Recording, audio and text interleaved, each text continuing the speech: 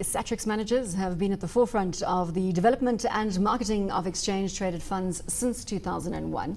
The company is now wholly owned by Sanlam Investment Management and has plans to make the use of ETFs as dominant locally as they are offshore. Joining us in studio to tell us how this is going to be accomplished is Landman, the Managing Director of Satrix Managers. So what uptake have we seen to date?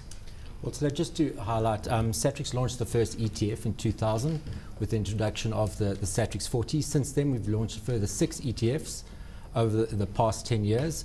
We're currently the largest equity provider of ETFs with approximately 12 billion rand under management. So we have up to now only focused on the equity space. However, with the acquisition by Satrix of Sanlam, we get the capability, having merged with the previously known Smart Core, we get the capability of the passively managed unit trusts that are currently managed by Sim, and that brings other asset classes to the mix for Satrix. And in addition to that, we're obviously going to be launching ETFs that cover all asset classes as well as geographies. So we're looking in that way to dominate the space. The Satrix 40 though has been the kind of the flagship fund for the ETFs locally, Brett, and obviously we've got this, I think for the benefit of viewers, we've got passive strategies that can be bought in 2 vehicles, and Satrix was very dominant in ETFs. With the Sim acquiring you've now got the opportunity to sell them in unit trusts and the actual exchange traded funds.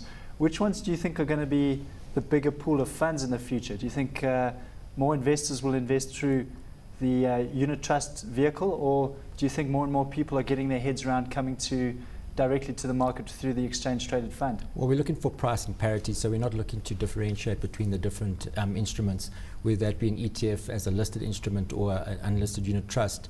It'll be up to the investor which instrument is better suited to his needs, which one he'll price. So we'll look at the pricing to be fairly similar. Looking at the Satrix 40, it's a very significant fund, about 7.7 billion under management, so it's our flagship product. Obviously tracking the FTSE JSE Top 40 Index, replicates that as closely as possible. So with the acquisition of one listed security, you get exposure to a diversified basket of shares. Similarly, Sanlam has a unit trust that does a similar thing. It's also a significant fund at 1.66 billion rand. So it's really a matter of getting the pricing right between the two, so that's not the deciding factor, and then the investor can choose which instrument they want to acquire. What's going to happen to the Satrix brand at this juncture? Obviously, the Satrix brand is very powerful in the passive space and the ETF space. That'll be retained.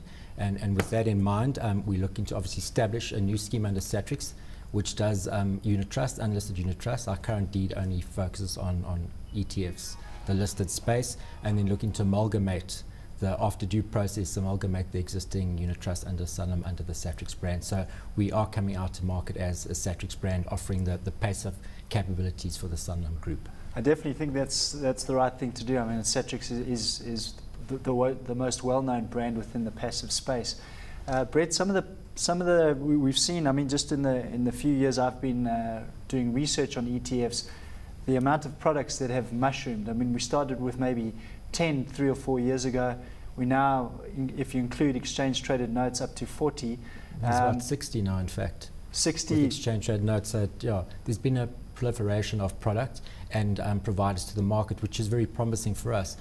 It's been alone 10 years ago. Now there's approximately 10 providers, which shows that the belief in passive investing in ETFs. All the big players are in the market, so clearly there's space for passive investing alongside of active investing. Do you think, let's just talk about the perception of exchange, or the understanding of exchange traded funds by the retail clients over the last 5 years? I mean, have you seen a big difference in people embracing the idea, getting to understand what it's about? Or, you know, because we kind of see that the ETFs are growing in size, but they're nowhere near as dominant as they are offshore. And I was just interested to get your ideas on why some of the reasons are that we find it this way. Our market is different to, say, the USA and Europe. If you look at USA, which is the most dominant market for ETFs, there's a large portion of self-directed investors. Again, in Europe, slightly different to USA even. There's still been significant uptake. A lot of institutional investors have embraced the use of ETFs. In South Africa, if you look, our investment products are sold, not bought. So what's key to that is distribution.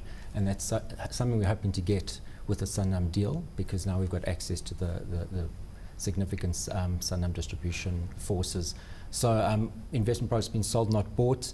hopefully with the distribution, the accessibility to platforms such as LISPs. If you look at the unit trust stats, 21% of the inflows come from LISP platforms, and intermediaries of vital importance selling the products to investors or advising them and pushing them towards product accounts for 37% of the flows into unit trust. So that's key, and that's something we're looking to harness with the distribution force available. Brett, I just want to go back to and spend a little time on your most popular products as you see them right now.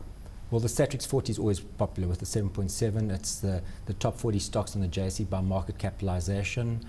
It's reflective of the South African economy, so it has a high weighting to resources.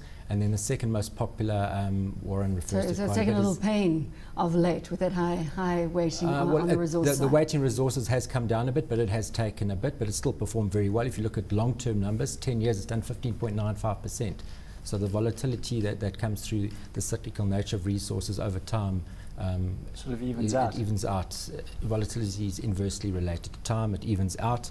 And then also a very popular product that's doing extremely well that in the past years has actually outperformed a significant amount of actively managed funds is the Satrix Divi, sitting at 1.7 billion rand, which replicates the price and yield performance of the FTSE Dividend Plus Index, which selects from the universe of the top 40 and the mid-cap indices, excluding real estate stock, the top stocks by a one-year forecast dividend as determined by analysts. And that's done very well in the current environment particularly. Why has it done so well, Brett? I mean, I saw a stat the other day. I think it was the second best performing fund over 5 years out of any fund in South Africa. Is it just the nature of perhaps also the market that we're in at the moment that rewards dividend payers? It's the market we're in. Dividends are an objective measure of a company's value and profitability, and they tend to be defensive kind of stocks. So in an environment like we've been facing now, they tend to do well. And the benefit of having a Satrix Divi is there are low correlations in performance because of the calculation methodology to something like Satrix 40. So within the Satrix suite of products, you can diversify your passive holdings by holding a Satrix 40 and a Satrix Divi. In terms of the what you did a few years ago is when you got the research affiliates license to do the RAFI product. I think just for the benefit of viewers, talk us through that product and then give us a bit of insight as to what we could possibly expect you guys rolling out in the future. Are there plans to bring out what we call a smart beta product from the Satrix stable? Both Divi and RAFI are what are commonly referred to now in the industry as smart beta products. So they actually track indices that look to outperform the general market. In the case of RAFI, it stands for Research Affiliates Fundamental Indexation. So it looks at 5 factors: sales, cash flow, book value, and dividends out of the universe of the all share. So it's got a value tilt. It in effect combines the benefits of quantitative active management techniques with the benefits of passive investing. And in terms of going forwards, if there's an opportunity, I think the equity space is looking pretty full. Right. Maybe there's space for one or two more. I'm talking about local equity. There's definitely space for offshore equity.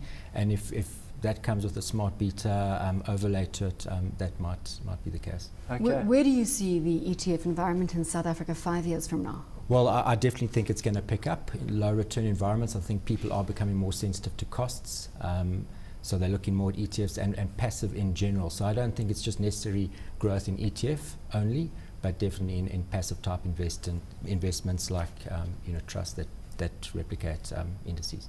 Brett, shortly after you launched the Satrix 40, you launched some of the sector ETFs, and I still look at the performance of those. You've got the Satrix Fini, the Satrix Indy, and the Satrix Resi, which track the respective indexes for those sectors.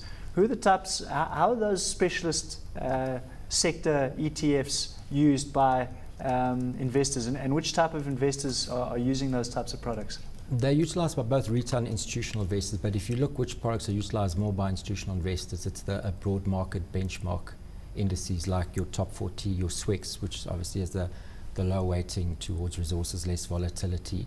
And then definitely institutions are the greatest users than retail of Fini, Indian Resi. Maybe they're utilizing it for tactical asset allocation, overweight or underweight industry sector based on mispricings in the market.